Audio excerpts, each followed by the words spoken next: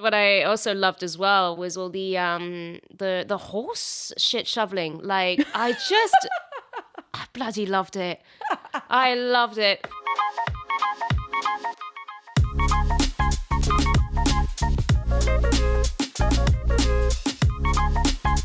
Welcome back to Travel Like You. I'm your host, Sarah, and this episode, my globe-trotting guest, Tam, and I are taking you from one corner of the world to the next. From bonding with farm animals in Spain, to finally taking to two wheels in Australia, to barbecuing donuts in Guadeloupe, each one a learning experience. And that's not even the half of it. Enjoy!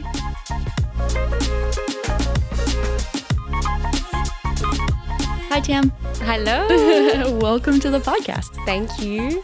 So, before we begin, introduce yourself to our listeners. Yeah, so hi everybody. My name's Tamara Davies. Born in England, but moved to France when I was about 1 or 2 years old. Okay. Lived in a place called Grasse, just down in the south of France. Lived in France majority of my life. Mm-hmm. Now living in Bordeaux. Mm-hmm. Been here about 4 years. And where I got to meet you, Sarah. Yeah. That's pretty nice. Yeah, we met through my old roommate. Yeah, exactly. Shout out to Luca. Mm-hmm. Shout out to Luca. I'm 29 years old. I will be turning 29 again in September. We'll just keep it to the 20s for now. I'm not ready. And yeah. Yeah. So you've obviously, like you said, you've spent the majority of your life in France. However, you've sort of been all over the world at the same time. Yeah. Yeah, I did. When I was 15, my parents moved myself and my younger brother, Tristan, over to Thailand. Right. So we were there for 2 years already. They wanted us to have like a different experience. My elder siblings had traveled and lived in various countries with my parents, and my parents kind of thought that my younger brother and I needed to see something different. Yeah. So went and did that. That's completely different. Yeah. Yeah. France to Thailand. Yeah. So I went to an international school there, and then like I had also in France, I went to an international school as well. But the one in Thailand was like with uniforms, and it was huge. It was like what I would see like in the movies, like these or like American sites, like university campus style, 5 football pitches. It was big. It was big. So a big difference from the international school that I had known up until then, until I was 14, 15, where no uniform, kind of very relaxed school environment, to sort of very strict, uniform. I had to take my nose piercing out. Oh, man. Just all these like little things where I was there, like obviously as a teenager, I was like, this is not okay. Yeah. First of all, you get picked up and sort of dropped on the other side of the world to get this whole new experience. And then the whole new experience is a little strict and exactly, very different than what you were used to. Yeah. For sure. But so I guess with that, and then we moved back home to the south of France. I finished my schooling there, back in the school I was in before. And I was already all set up and ready to go to university in Falmouth, Cornwall. Okay. My best friend and I at the time, Sammy, had applied at the same time. So I was very excited to be moving to England, and also Cornwall is beautiful. And to go do a foundation course in art. Okay. Which is what I'd always wanted to do. Yeah. Art was about the only thing going for me at school anyway. But then about a week before going, decided to not go. And I wanted to go traveling. Originally, I was going to go to New Zealand. Okay. But I bumped into a family friend, and their kids went to the same school as me at a period of time. They were Italian, Australian, And she was there like, don't go to New Zealand, like come to Melbourne first. You can come work in our little cafe. I'll put you up. And then obviously when you find your feet and all of that, you can go, live somewhere else in Melbourne or whatever. But she was like, come here first, come to Australia. So I was there like, okay. Oh my God. And you decided this on a whim, sort of, to not go do your studies and instead move to Australia. Yeah, exactly. Wow. Well, I mean, I just kind of was thinking like art was the only thing I ever wanted to do. This was an amazing opportunity to be able to do and experience lots of mediums of art. Because where I was, it was an international school in the south of France. It was very expensive. I don't know how my parents got through it. I think my dad has only just paid off like the last. Oh my goodness. That was ongoing for a long time. I'm like 29 now, so. But I wanted to have that experience where I was going to do like pottery, photography. Wow. I don't know, calligraphy. Calligraphy. That word. And I don't know, and be more of an environment where it was like there was going to be all these like what I saw in my mind, like wacky, funky artists, and to have all these different teachers, and to be in England, because I'd spent the majority of my time in France, and I really felt like I wanted to be around English people and get to know like the English culture better. I don't know, to feel more like me, or to find my roots. Yeah. But all in all, in saying that, I just kind of thought to myself, okay, tomorrow you go to uni for 4 years, you come out, and then what the hell are you going to do? Like, because I think I was hearing a lot of talk of this whole thing of, you go to university, you spend all that money, you got all the debt at the end, you come out, and then all these people still don't have jobs or are still not able to do what they love, or or to be able to support themselves. So I was just kind of there like, well, scrap that. I'm going to go off traveling then. And so Australia came about, and decided to literally move all of my belongings. Oh my God. Because I was there like, I am not coming back. Whoa. But I had way too many suitcases, which was a bit ridiculous now when I think back how much stuff I bought to Australia. Really?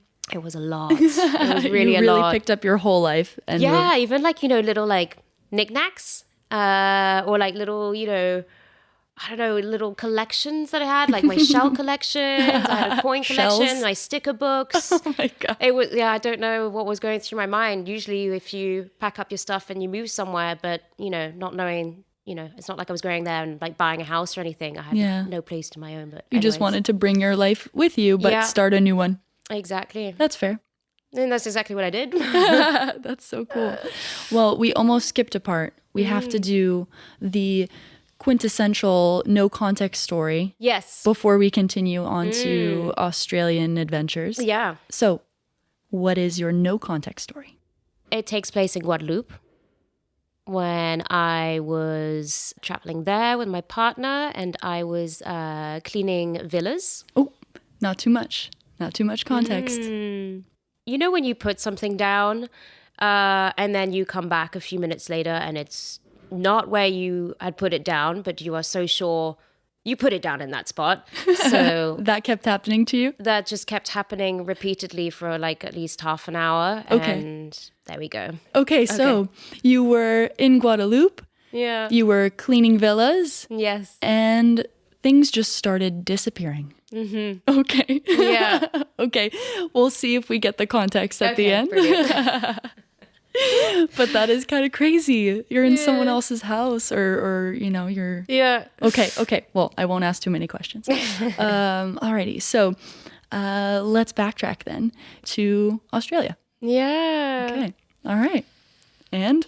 Yeah. Well, I still miss it. Yeah. It was great. I think I had a really lovely sort of introduction and transition to go to Australia, because obviously I was living with a family that I already knew. Like I said previously, their kids went to the same school as me in the south of France. I think only for about 2 years, but we all got really close. They're called the Lachardis. And they had a French bakery coffee shop. So I worked for them. I was in the kitchen with the mom, actually. So that was kind of nice to obviously, and they're like Australian, Italian, huge family. There were like barbecues all the time. I'd arrived around Christmas, so it was very festive. So it was quite a nice, transition. And then I went on and found sort of other jobs, and I moved out of their place maybe 6 months afterwards. Okay. Did my first house share.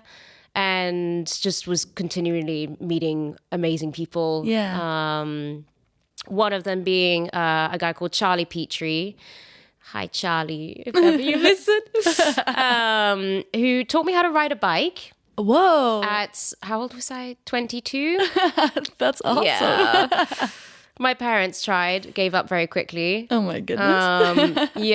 And I think I gave up on myself as well, which, it was always very embarrassing whenever you had sort of kids' sort of birthdays or stuff like that, and be out like, okay, we're going to do like tree zip lining. But okay, we have to take the bikes to get to the place. And I'd always be there like, I can't ride a bike. And the teachers or like parents would be like, what? You can't ride a bike? Yeah. Oh, that's too bad. Anyways, Charlie taught me, which was great because I fell into a group of friends who bikes were their life. Like it was, and fixie bikes. So what are fixie bikes? No brakes. Oh, okay. No gears. No gears, no brakes. So yeah. No brakes at all? Not even like you backpedal and you brake? You backpedal to okay, to but stop. no hand brakes. No. Okay. Yeah, so that was, and it was like, a couple months went by, and then I think they were polite enough, but then they were like, Tamara, like, if you're going to continue hanging out with us, you've got to learn how to ride a bike. Like, you can't keep walking alongside Charlie when we go meet at the park or whatever. Like, so he taught me, and then, and that was really that's good. so sweet. First couple months there. Loved Melbourne. I thought I was going to travel a lot more of Australia. Okay. But it always comes back to, it was then like the other thing of like, wherever you live, you're then like, okay, I need time, I need money. And I it's guess expensive like, over there. Yeah, it is expensive. But I guess like I also didn't go in the mindset, I didn't move to Australia like backpacking. I didn't just have a backpack. Like I said, I moved my whole life over there. Yeah. Didn't have a lot of money behind me, so just got to work straight away. But I loved Melbourne so much, I didn't think that I really needed to like venture too far out. The happiness of being there, like, okay, I know how to ride a bike now, which I use like every day. I was gonna say, I'm very surprised to learn that you would, learn to ride a bike so late in life, because I picture you and bikes, you know what I mean? Like you ride bikes so often. So you really picked it up and ran with it. I really did. Yeah. But I'm so grateful for having somebody he was very patient with me. But also I didn't learn on a normal bike. I learned how to ride a fixie. I felt pretty cool. But just to have that thing where they're like, when things feel like impossible or whatever, like, no, I can do it. I can do it. Hey, it's never too late if you're listening. It's never too late to learn to ride a bike or to learn new things. No matter what age you are. But no, I mean, in my time over there, I met someone. Okay. We met he was working in one of those cool places that, sell blunnies, Blundstones, Vans, like skater shop type thing. And I went in there because I wanted to find out my shoe size for Vans. Okay. But I was going to order them online because obviously cheaper and whatnot. But I did not tell him that. I had to be very interested in all these styles of Vans. But no, we got talking and stuff, and I just absolutely adored him straight away. And I asked him for his number. Oh. Yeah, I was like, yes, I am doing it. Because I was like, I'm not taking the chance that I don't see this person again. Too funny. Hey, we're a bunch of empowered women on this podcast. I feel like there's been a few stories that people have told Sonia in particular, the last episode I did with her, we definitely talked a little bit about, you know, like when you're traveling. In your case, you were living over there. Yeah. But, you know, you take these chances that like maybe back home you wouldn't have. Yeah, especially exactly, like asking someone out like straight away. Yeah. We're just doing it without, before you start sort of thinking too much about it or being there like, well, no, like I'm just, the ball's in their court. Like, you know, like, no. Why not? And he was quite taken aback, which obviously made me look awesome because he was like, oh, okay, you're interesting. And then we hit it off from there. You know, did the dates and things. I'd never really been a big dater. I've always been in relationships, but always just kind of gone like straight like into it. And same thing happened again, but yeah, things moved very quickly. And long story short, I ended up leaving Australia, even though I thought I was going to spend the rest of my life there. Yeah. And especially with this person, because the whole plan was to get married. Okay. And I thought it was basically all I ever wanted, you know, someone nice, someone also like an Aussie. I guess, I don't know if it's on like the superficial kind of side, but I was like, wow, I'm gonna have an Aussie husband. I don't know, but that was good enough for me. Yeah. But also his family and his parents were just great, and my parents met his, and everything was just like on a house on fire. But I don't know, I guess also at, you know, I was 23, I was just there like, I need to be alone. I need to force myself to meet like other people, or I don't know. I guess it was just all too soon, too much. Yeah, life was just getting started, maybe. And, when really maybe I should have just taken just a little step back, but I think I should have taken a big step back in. But you know, this is 8 years ago now, so. Right. Life goes on, and I'm with somebody else now who's great, and also this person in Australia has got another relationship as well. He seems very happy, so we had our time together. But I think I let myself freak out a little bit too much, and I ran away. Oh wow, yeah, I left Australia, and I always thought I was going back, but then, you know, so much time went by that I was like, wait, no, I'm not going back anymore, am I? Like. Yeah. Life is happening here now. Yeah. So. But you made that choice, just like you made that choice to go to Australia. Yeah. You know, and there's so many beautiful things that came out of leaving as well. Yeah. But you had this huge experience. You met these incredible people all the way on the other side of the world. And sometimes, your life is sort of laid out in front of you. And I know from experience as well, like people tell you, oh, like, look, if you follow this path, look where you can go. And then you go, but what if that's not the path that I want? Yeah. And then you completely change gears, and then everyone's like, what? Yeah. And it's okay. Things turn out, you know, in your case, you know, you got maybe the freedom you were looking for. I don't know, you tell me. But you came back and... Yeah, that I come back, so I come back home, because home to me is... always when I think of home, I think of the south of France, this house in the place is called Grasse, famous for its perfume, Fragonard, if anybody knows. And my older brother had been traveling in his van for a few years. And when I had come back, it was the first sort of, I was going to say the first trindles? No, the first wave or the first like talk of COVID. Oh yeah. So this is going back to 2019? March or April 2020. Yeah. Okay. So I'd come back home. My brother was nearby somewhere in France, so he came and met me at my parents' house / business. Found each other there. We hadn't seen each other for like 3 years. Okay. And we're very close. So that was so cool. And we found ourselves in this, massive property, big fuck off house. Can I swear? Sorry. Yeah. You can. I was like, ooh.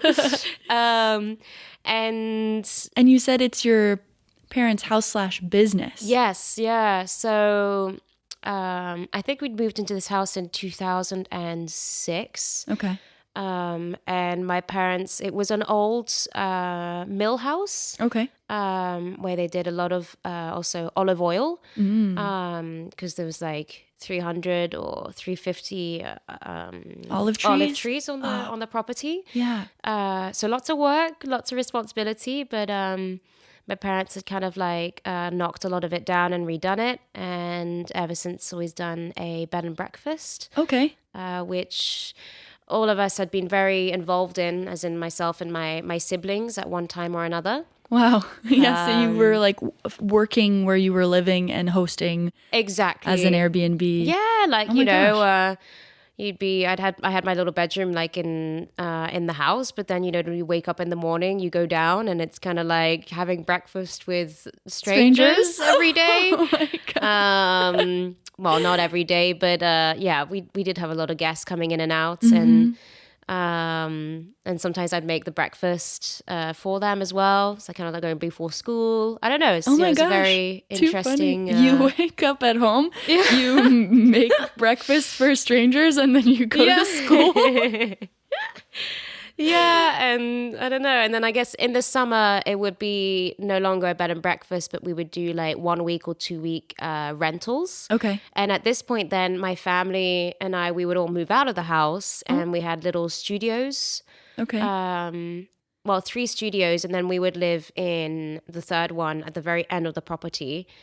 And it's like a studio, so it really is just like it's made for a couple or like one person. And you were how many? I'd be in there with my little brother, myself, and my parents, sometimes my big brother.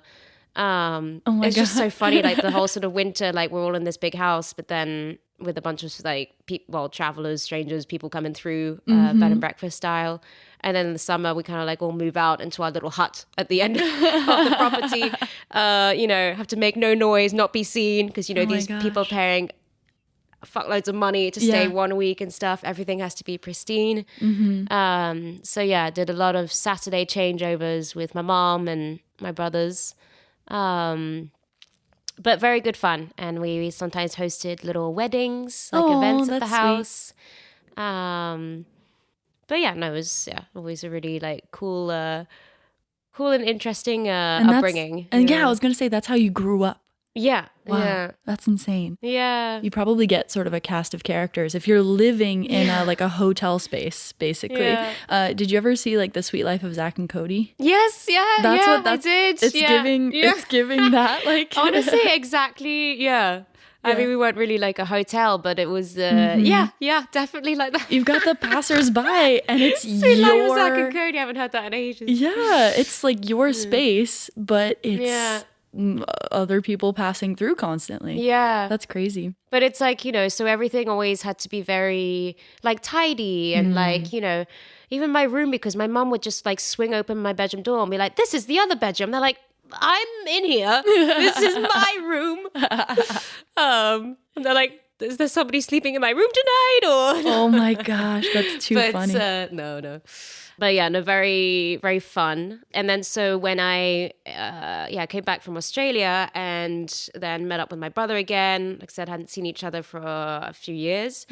But we found ourselves, in this like big house, massive garden, but it was just us two, because my parents were visiting my older sister who lives in Dubai with her family. And, they'd kind of like started shutting down airlines and, when all that was happening. So they stayed out there. Okay. So it was just my older brother and myself. And I think we had a good like 2 months.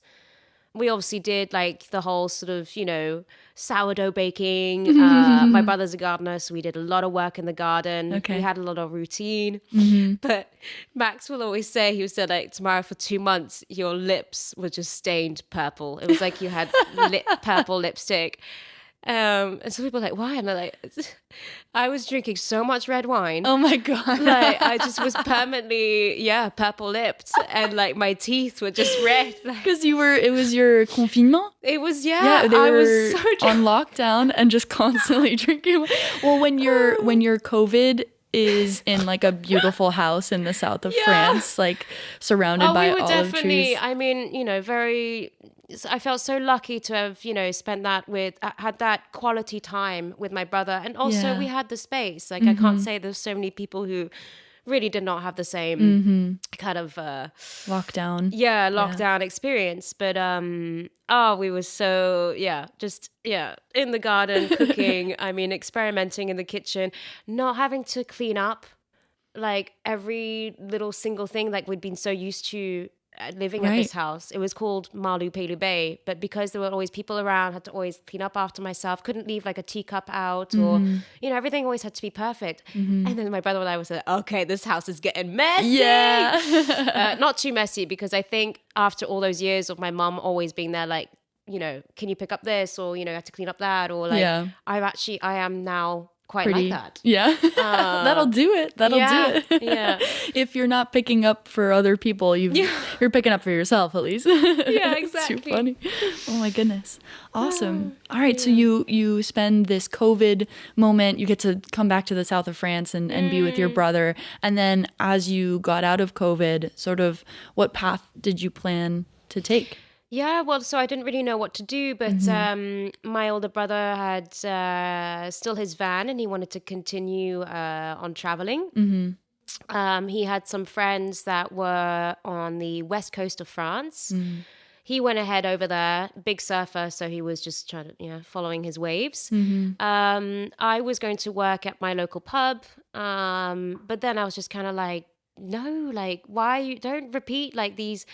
the south of France is beautiful, but, having grown up there, I was just seeing the same people every day, just doing the same things. And, just working behind a pub again. I was like, this is not, after all the amazing things that happened in Australia and, like, the rhythm of life I had over there, I just felt a bit like, no, I'm taking, like, way more steps backwards. Okay. Or just, needed to do something new. So I called my brother up and I was like, can I come join you? Oh, wow. I'd also spent... the majority of my life in France, but I've seen Paris and like Cannes, Nice, Saint-Tropez, lovely places, Monaco.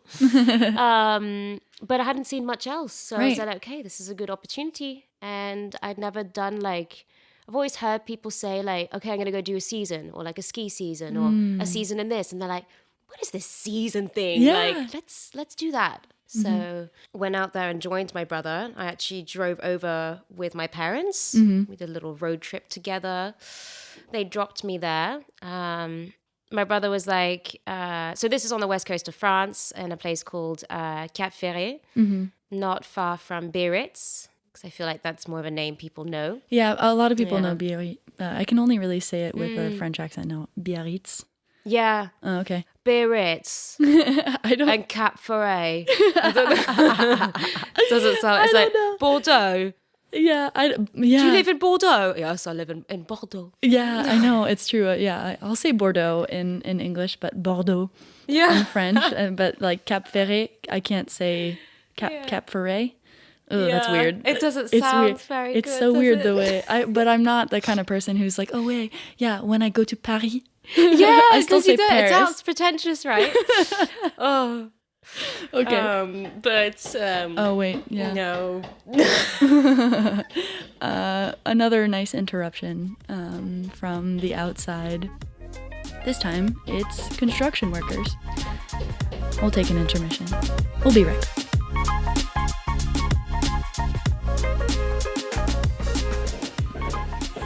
And speaking of construction, a shout out to Group Fen Experts, Southeast Florida's go-to specialists for premium impact window and door installations.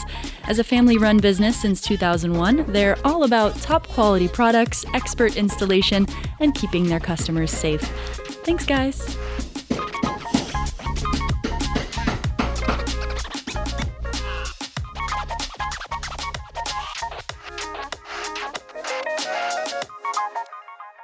So you're heading over to Cap Ferret, Biarritz way, Cap Ferret way.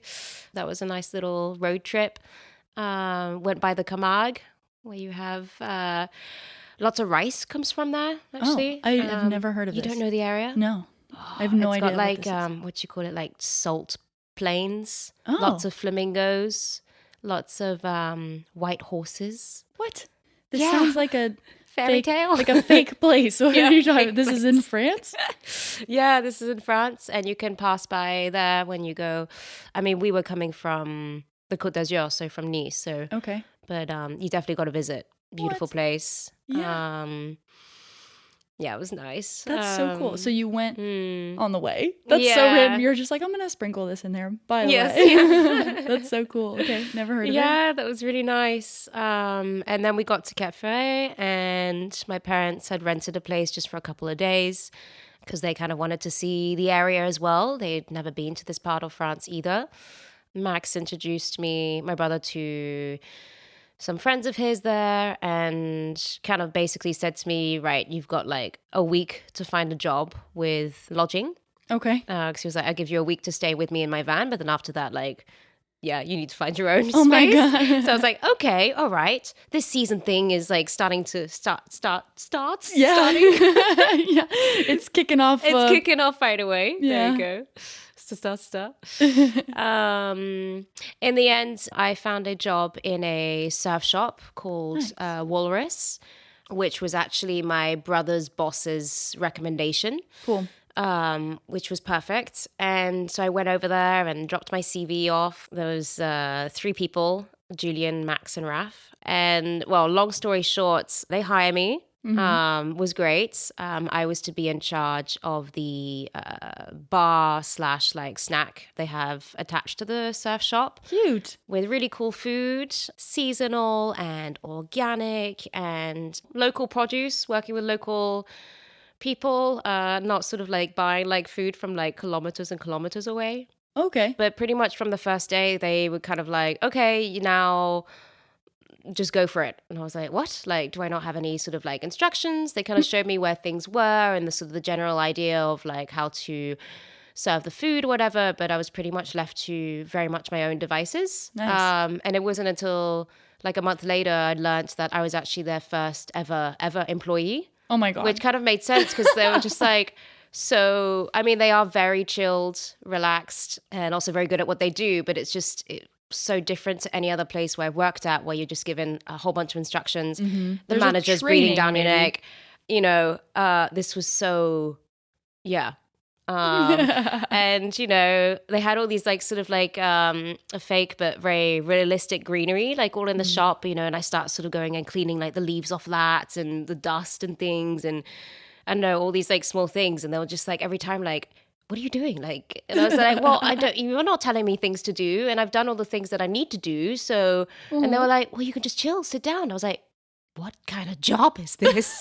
But I just, yeah, I loved it. And I've now done since then a few seasons with them. And they've become really close friends. Wow. I think it's definitely hands down the most enjoyable workplace I've been at. Wow. Somewhere where you just feel totally comfortable Yeah. and meeting great people, but also having like, you know, I thought it would be strange at first having friends as your bosses, but not at all. We just, it works. We Yeah. understand each other and, yeah, I kind of like that I can be just on my own, sort of doing my thing. I don't need to be told what to do when I'm over there, which is Yeah, nice. I mean, you made it your own. Yeah. Their first ever employee. Yeah. You were working the cafe, so you're like barista. Are you also making the food and stuff? And they're Yeah. running the surf shop side? Exactly, Oh my gosh. yeah. They would stick being in like the retail, and then obviously if there was a rush, then I'd call Julian over and then he'd help me out. But yeah, so that was my job that I found there without any lodging. Oh, right. So yeah, and that was one of the things my brother told me. He was like, stay in my van for a week and then afterwards you're out of here. Uh-oh. Yeah, so you got the job, but... Yeah. So in the end, a friend of his called Clement, who he'd met in Portugal, was over there at the time as well, and had a family home there. He was going to be moving into it for the summer, and he had a spare van going with a bed in it and everything. He said to my brother that I could use it. Okay. So that was a solution. We parked it right next to where my brother had his van. So essentially, because this is where we find out that Clement is now your boyfriend. Well, actually, this is a Or will different be. Clément. Oh, it's a different one. Yeah. Oh, okay. Yeah. Okay, I was confused. So not the Yeah. same Clément. No, not the Okay. same Clément.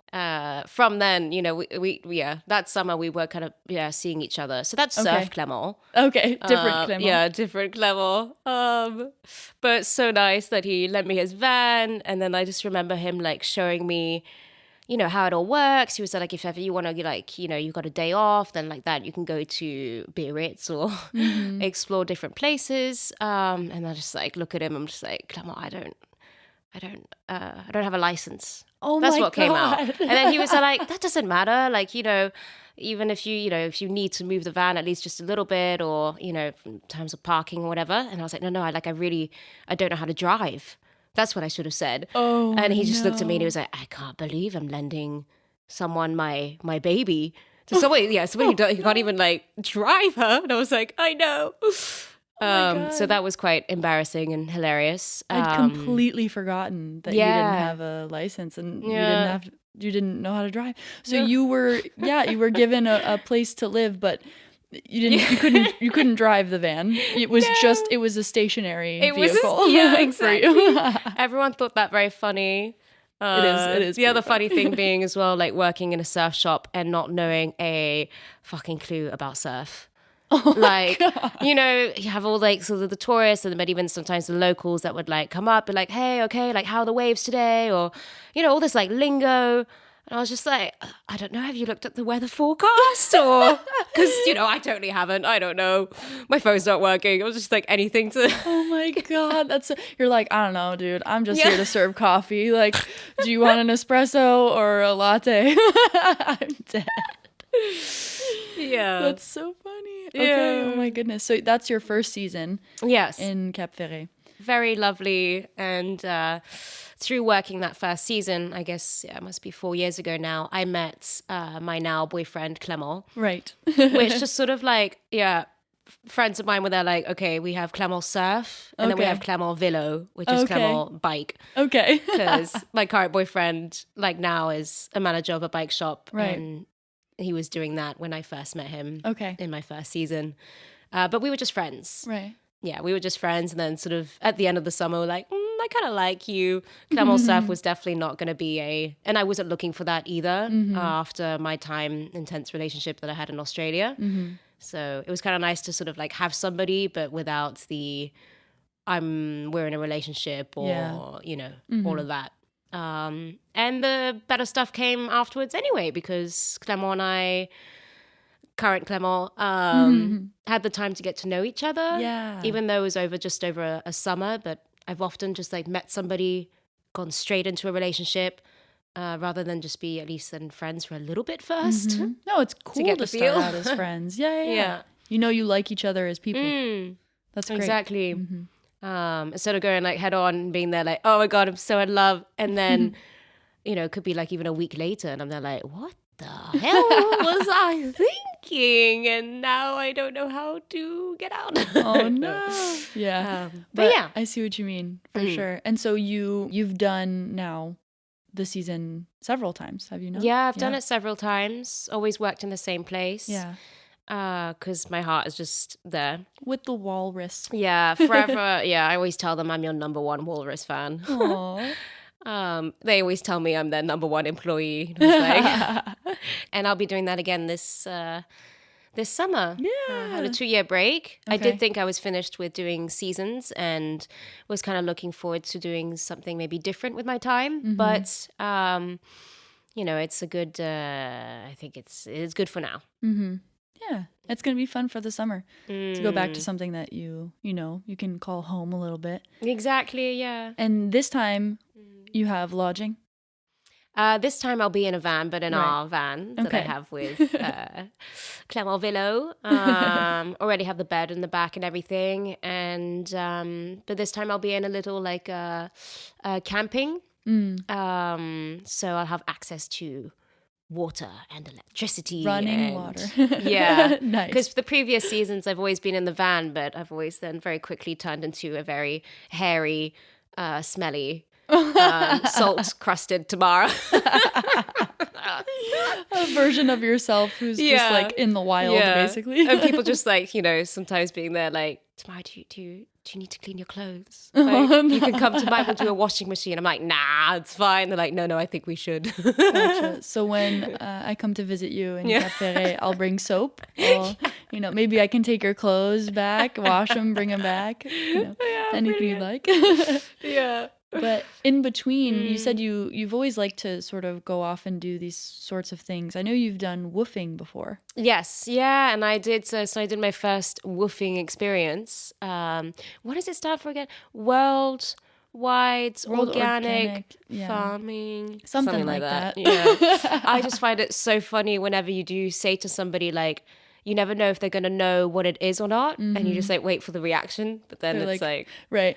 Yeah. For anyone who doesn't know what woofing is, I've already mentioned on the podcast all the other travel volunteering or work exchange kinds of things. Yeah. World Packers, Work Away. Woofing is one of those, except it has a farm focus usually. There's some sort of agriculture element or usually working in that kind of environment. Right, with woofing. Exactamendo.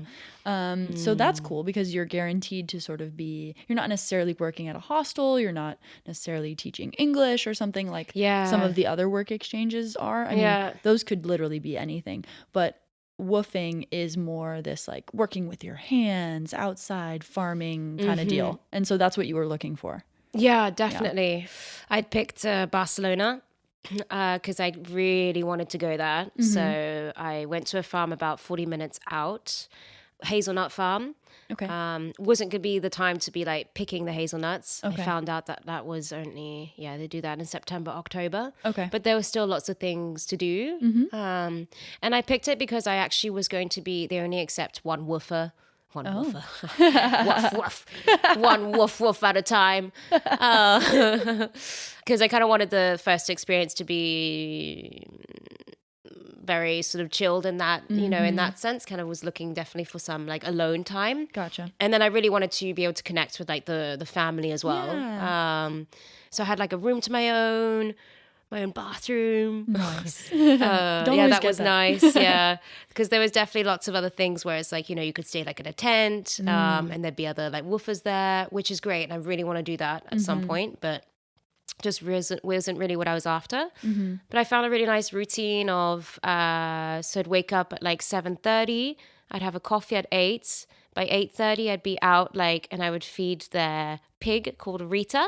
Oh, yes, adorable. She was very young. Yeah, and I loved feeding her because it was like you would have like this big like spoon, but like I don't know how to explain it. You'd have to put it in the corner of her pen, but it just would end up going all over her face and nose because like you try and incline it down, but then she's got her head like her snout like coming up to you, so it just.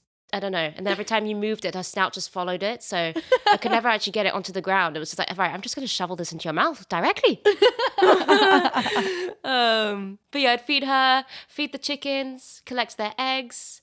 I'd also clean up the poop area.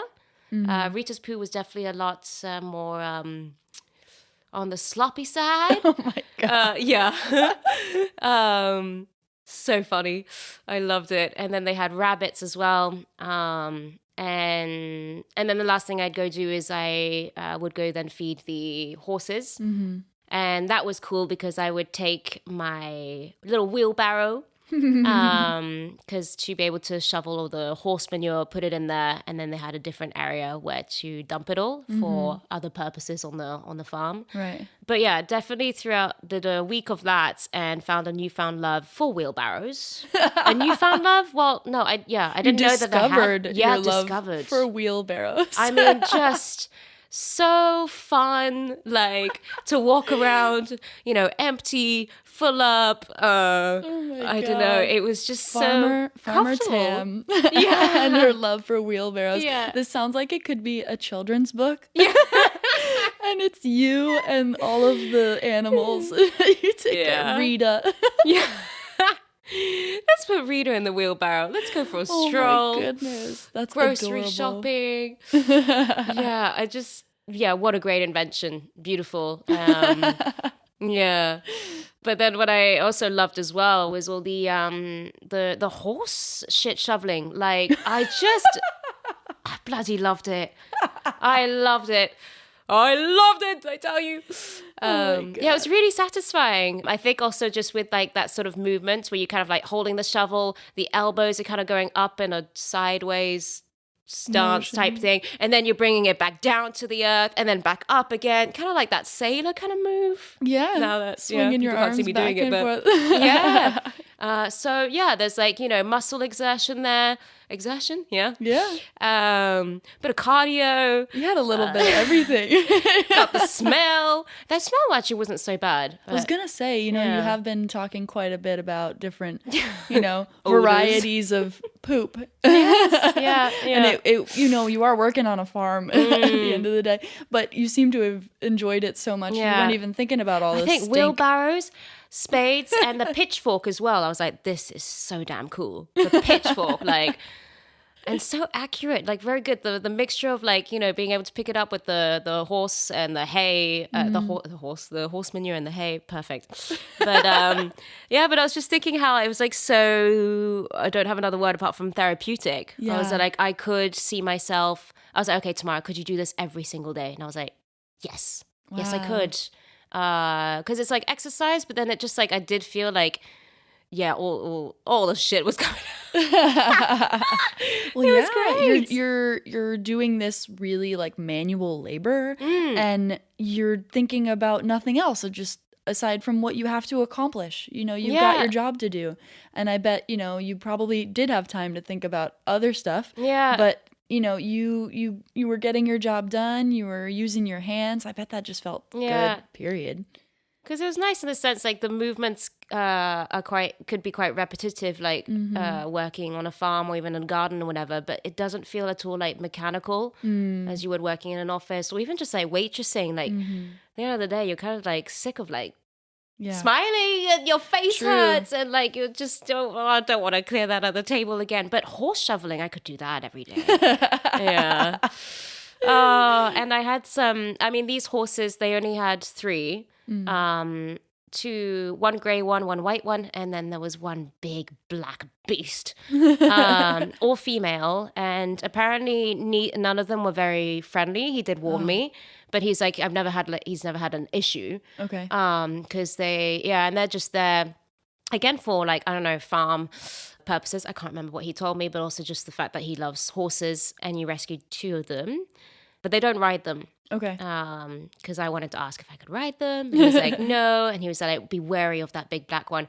3 days before going, I cleaning up her poop, and she's like coming closer and closer to me, and I get a little bit scared, like inside. But then I'm there like, animals smell fear. I was just about to say. Yeah. Especially horses. My brother's always told me like, that. Yeah, especially horses. So I was like, show no fear. Like shaking in my boots. And then, you're backing up into a corner and I'm like, oh my God, this thing is going to fucking trample me. Like, oh no. But it was totally fine. She, took her, I don't know, how did this kiss happen? No. She just got closer and closer. But then like, her, what do you call it for a horse? Her nozzle was, for a pig it's a snout. A horse is a nozzle. But yeah, she was just coming up like really close to me, and actually I think she just wanted some strokes. I started like brushing her hair, like, but with my fingers. So but it was great. And on my last day, I had like a proper moment with her, and I was like, this is so cool. Like, she's allowed me to get so close to her, practically giving her a hug. And like, obviously, like, horse is just so beautiful, that. And like, just like that muscles and like, wow. They're majestic and gigantic and kind of beautifully terrifying creatures. Yeah. Horses I have a lot of respect for, but they scare the shit out of me. Yes, yeah. So I can completely understand what you mean. Like, you're like, okay, are you a threat? Yeah, I know. Or are you friendly? Yeah, exactly. Oh my gosh. But yeah, it was... Wow. I had done horse riding in my life. I'd been around horses, but I'm not like a horsey person. I haven't had the opportunity to become, actually, maybe. Who knows? I mean, who knows? With the way you fell in love with wheelbarrows, tomorrow you could be, tomorrow the horse girl. But like on my last day, I had like big like moment with her and, cheek to cheek. And then I just started bawling my eyes out. And then I was just there like, I felt like, nothing needed to be said. But I don't know, this horse was probably just trying to get more food out of me the past 3 days. But, or just holding, but she, I think, was holding a really nice space for me. Yeah. And after all the therapeutic horse shoveling, I had a therapeutic like, silent therapist session with a horse. I don't know what happened, but it was just goddamn beautiful. Yeah. And I don't think one that could be sort of a moment recreated but it was cool in the sense where I was just there like, I am the chosen one. The way an animal lovely. Really chose you to be affectionate with or to show her like respect. I mean, you did shovel her shit for how long were you there? Almost 2 weeks. For almost 2 weeks. Yeah. She was like, you know what? I could give you like some good vibes before you go. Yeah. But yeah, I understand, there's a lot of like famous like artists, for example, who go spend time with like horses and things like that for to get through like trauma or certain experiences. No, they are like also known to be therapy animals. I know there's miniature horses that people bring around in the United States. As like therapy animals. Oh, for real. God. For real. So I think there's a story of someone who brought one on a plane. Oh my goodness. Because it was like her or their therapy animal. Okay, yes. No. Yeah, have a look at my doctor's note. Yeah, try to deal with that. Yeah, like it's my horse. I don't know what else to tell you. Yeah. Oh, that's so sweet. Yeah, no, so that was, and it was, I think this woofing as well, like I had contacted other ones, because there's so many different great families out there, some unique also projects, but when you just feel like you're in the right place at the right time. Yeah. I'm sure I would have had a great time on the other farms that I contacted, but I chose this one and I was just so happy with my choice. And being with them as well, it reminded me of my like growing up, of like working with my family, all meeting together at the middle of the day or for dinner to at least share that one meal together. But then we knew we all had so much work to do, like on the property or to deal with clients or things like that. And I just saw that was like how they were as well, the way that they were so close. Yeah. Because there were like the mum and the dad and all their children work on the farm as well. They'd all gone traveling at various stages of their lives, but they'd all come back. Oh, and wow. They are really invested into their hazelnut farm. Yeah. But it was just gorgeous, and it made me also very nostalgic and very emotional, and just kind of reconfirms that is what I would love to go back to, is that kind of environment where I was around my parents, in some way sort of working with them as well.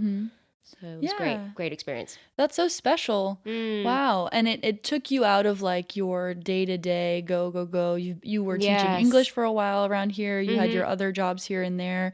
But you got to go back to doing something that you grew up doing, and it re-inspired you to want to go back and do that. So you think that that's what you're going to try to go back to do and go back to work with your parents? You're not maybe sure yet, but... No, definitely not sure when, but I also need to stop saying like, when, when you're trying to like get all the pieces like together, which is good. Yeah. To be able to set off onto a new project. But then I'm also there like, I've never been very good at that anyway. I've just kind of just always gone for things or stumbled into it. I think just gonna go with wing it. Yeah. Just wing it. And then if all hell breaks loose, then, hey, it's always worked out in the past. Yeah. Let's see.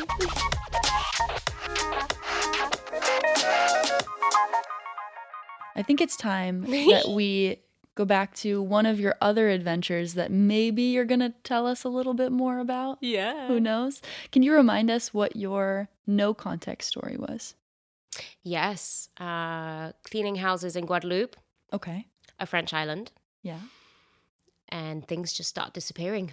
Okay. And are you going to give us the context? Yeah. Okay, good. Yeah, for sure. Things just start disappearing. You're out, a French island. If people don't know where Guadeloupe is, it's in the Caribbean. Yep. Okay. Yeah.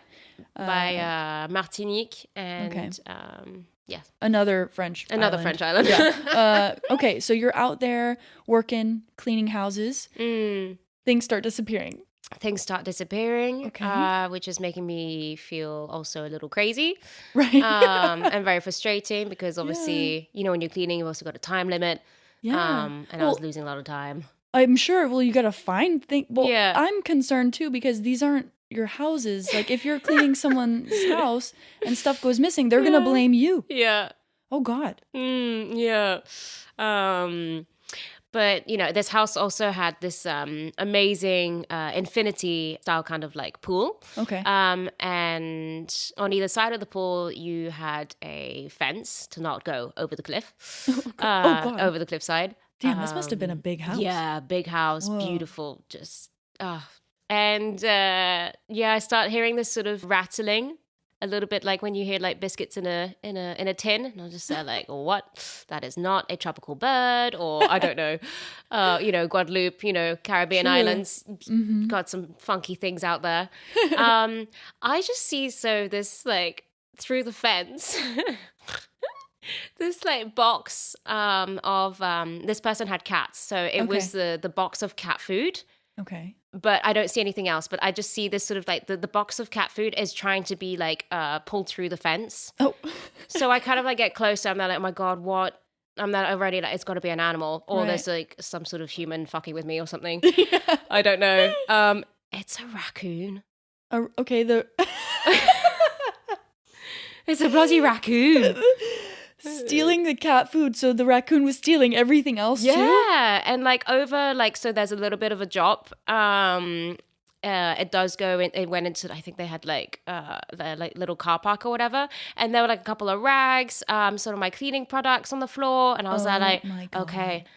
I think he quickly gathered those were not food materials, and then I was like, oh my goodness, like there's a toxic as well. How do you not know this raccoon? Kind of a dumb raccoon. Yeah, I'm not gonna lie. Like the cat food. They don't really. I understand. Yeah. I'm like, raccoons usually don't do this, as if I know, but so that was the culprit. But it's just so funny, just seeing like this food. I don't know how to explain it, but like I felt like a cartoon of like this box of cat food trying to be, but it's too big to fit through the fence. Yeah. He had like little poles. Yeah. So his like hand a picket fence. Is yeah. through the hole. Yeah. But the box is too big. God. Freaky. When your brain is like trying to make sense. Yeah. I don't know. It's just when you start, I don't know. Yeah, no wonder you were going crazy. Like you put something down and then you turn around and it's not there. And on top of that, it was cleaning supplies and rags. Yeah. Like, where would that go? He had a sense of humor, I think. He had a sense of humor. I don't think he was from Guadeloupe or French. He must have been. What country's really funny? Who knows? Yeah, it was like a spy raccoon sent just to, fuck with you, really. Yeah. Too funny. Then I actually retell this story to Sylvie, and she's like, "Oh yes, I haven't told you about oh no, what did she call him? I forgot."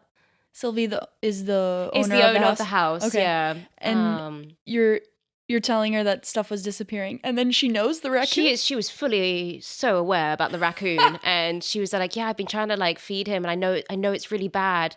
And I was like, "Yeah, well, he was very adamant on taking the whole box of cat food, actually." Oh my God. It's so funny, and I just love how she's like. Then she sent me a video of her like sort of petting him, so he is actually meant to be very friendly. Oh but my God. I don't know. I was a bit freaked out by the raccoon. Their hands are very yeah, you don't want to be scratched by that. Oh my God. I was going to say, do they look like little people hands? Because, well, the funny thing about raccoons, because they are like hands, right? They look like hands, don't they? Because but then I thought they're quite clawy though. Right, they've got claws, I imagine. But because in French, it's raton laveur. right? Oh, so yes. it literally, raccoon in French literally translates to washing rat, because they have this weird tendency to like rub their hands together like mischievous little fuckers. So that's what they do. Yes. Oh, that's wild. That's so funny. Yeah, it was. I was gonna say it was a lovely surprise, actually. Right. Yeah. I mean, it is. Everything worked out okay, right? Yeah, no, it was fine. You found your stuff, and you're not crazy, actually. So. I did see him a couple times after that. He wasn't always present when I cleaned the house, but sometimes he was around, and I'd be there like, I see you. That's so funny. But yeah. So what were you doing in Guadeloupe? So you were out there cleaning houses, but you were out on a trip out there? And so Clement and I, my current boyfriend, did a couple seasons, and then we wanted to go have a new experience together. So on a whim, we decided to move to Guadeloupe. Wow. Not knowing if we would stay, a week or 2 months. Whoa. We ended up staying almost a year. Oh my God. Yeah. Okay. Casual. Yeah. That's incredible. Oh my God. That's amazing. Clement got a job working on a motorized sailing boat. Nice. With having like no sailing experience, never worked on a boat before. Wow. So he was over the moon, so excited. And he would do like basically like tourist like excursions to like this little island that was protected as well. Lots of fish, beautiful tropical fish, snorkeling and all that jazz. I did the house cleaning, which was good because I've kind of liked always having my sort of own timetable in that sense, and I didn't have to go like work in a restaurant again, because at this time I was kind of just falling out of love with like hospitality. Right. I had done it for too long, and with the cleaning, just kind of like listen to your own music, you get your things done, and I didn't have to work nights anymore. Nice. That was nice. Yeah. But cool. But Guadeloupe is somewhere where you know, because I don't know how to drive. Right. I finally learned how to ride a bike though, so this set me up. You did. But Guadeloupe, you really need a car. Everything's quite far away from each other. There is there's no local transport, or even if there is, it's like it's a lie. Damn. They're lying to you. The buses actually don't come. Yeah. Oh, no. God. You see them around. But they're not taking anybody. Yeah, they're not taking anybody. Hilarious. They never stop. It's so weird. So I was cycling everywhere. Nice. Which, if anyone's ever been to Guadeloupe, you're probably there also thinking how I think now when I look back at that. And they're like, I'm crazy. Why? Just dangerous or? Dangerous, potholes everywhere. I was like cycling through fucking sugarcane fields. Oh my God. It's mountainous too, I imagine? Lots of hills? It can be, yeah. You have one side of the island that's very jungle. Oh, God. And with all the volcanoes. Oh, wow. There's two. There's definitely one volcano. And then the other side, which is where we were, is it is flatter. But it's the roads are not well kept. Okay. Google Maps is not going to help you at all. But yeah, I did all that cycling, so I am proud of myself. In that heat as well. So I like clean houses, and then cycle like sometimes from one house to another house like 45 minutes, and then clean the other house. And then like I'd cycle home, which would take me at least an hour and a half. God, you must have been fit. I was very fit. I finally had a bum. I had a bum. And from calves. The bike. That was Hell cool. Yeah. Yeah, I was quite proud of that. That's awesome. Yeah. I love it. Got very tanned. Yeah. But we did look very healthy. When I see back out pictures. there Yeah. doing all of that. That's amazing. Yeah. But I did work, so I did the houses, and then on the weekends, I was like, okay, wanted to make some extra money. I worked for a boat rental company. Nice. Called Barbecue Donuts. Oh, that what? These boats are shaped in like a donut. Okay. You've got a hole in the middle where you put the barbecue. Oh. I think you can have like 6 to 8 people, and it's like I worked on the port called Saint-François, and then you'd like go out into like the lagoon, and you basically would put the little boat where you have pied, where you have where you can touch the floor. Oh, nice. Yeah, yeah. Touch the floor. I don't know how to speak English anymore. Yeah.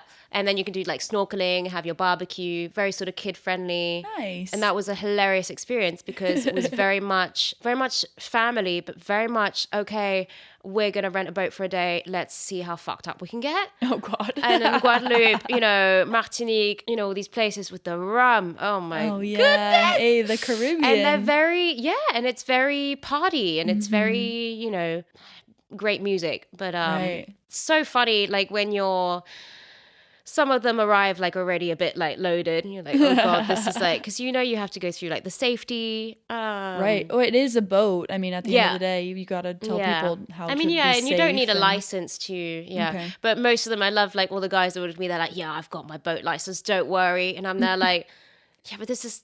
It doesn't matter. Great. You can't be like sloshed. Yeah. And I'm there like, this isn't just a regular boat. It's a donut. Have you ever ridden a donut? No. Ridden a donut? Driven? Piloted? Yeah. Driven.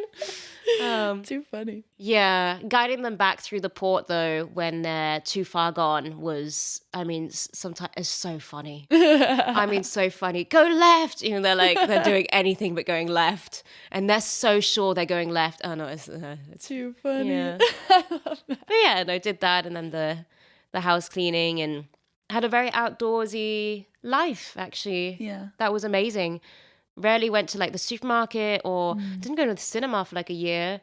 Whole lifestyle change over Yeah, there. it was rarely in like bars or restaurants, because what I really did enjoy was that like if you wanted to hang out with people, you go have a barbecue on the beach. Nice. Or you go surfing, or we were like, okay, let's go to the other side of the island and we'll go for a hike.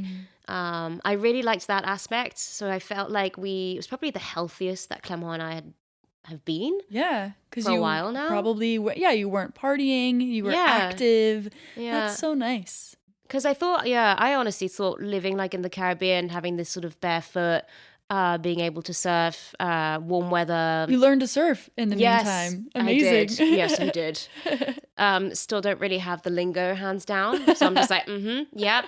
Strong wind that way. Waves. Waves. Gnarly waves. Awesome. But yeah, that lifestyle. Did learn how to surf. Yeah, that lifestyle. Yeah, always thought that was kind of what I wanted. But then I found myself, I don't know, craving the city life again. But then now I'm back here. I'm there like, nah. I don't know. Anyways, time for another good experiences. Change. Yeah, but you're gonna go out and do this season again. Yes. Get back to something. Now you know how to surf. You've got your bearings. Yeah. You can get out of the city for a little while. Live in another van. You said you've got your van. Yes. That you can drive. No. Still very much cannot drive. Oh, I am in the midst. I don't know. In the process of doing my driver's license, but horrifically failing in the sense that I can't seem to. I don't think I like being in control. Yeah, it's too much responsibility, and I keep closing my eyes. Oh gosh, which is obviously Terre. I've scared off now 2 teachers. Yeah, I think, yeah. And I spoke to my older brother yesterday and I was like, I don't know how to get over this like fear of like, I would just like freeze or close my eyes or, there's like a cyclist coming by or like a lorry, like, coming on my right or the left or whatever, on the right in France. And I start moving the car, veering away from it. Oh, goodness. And she's like, why are you, don't change lanes or whatever. It's like, just because someone's next to you, you don't have to like move. And they're like, but I want to, it's too close. You know what? That means what's best for you, is the van in the middle of nowhere where no one can bother you. Not even a lizard in sight. Yeah. Would be great. Maybe you're changing the parking spot here and there, but no more than that. Very fair. Goodness. Well, it's going to be fun. Yeah. It's going to be great. And my older brother was saying that like I should go do some go-karting. Oh, just to get your just to practice in. He's like, you just gotta let go tomorrow. Let go. I'm like, I can't let go. Too funny. Well, Tam, thank you so much for coming. Thank you. I think we talked about maybe me, I don't know, who knows, coming to Cap Ferret. Yes, please. I would love to. Yes. Come get some salty hair with me. Hell yeah. I might not commit to the whole bit of like wild woman. But don't worry about it. I definitely would love to do that. So yeah. Thanks for coming on the podcast. Yeah, thank you for having me. And for anybody listening, if you haven't already, please follow on Instagram and TikTok, travellikeyou.pod. If you want to be on the podcast, you can DM me there or send me an email, travellikeyoupod@gmail.com. Of course, like, subscribe, thumbs up, 5 stars, all the things that will hopefully help spread the word about this podcast and get more listeners. That would be sick. Anywho, once again, Tam, you were a great guest, and I can't wait to see you in Cape. Yes, me too. Bye.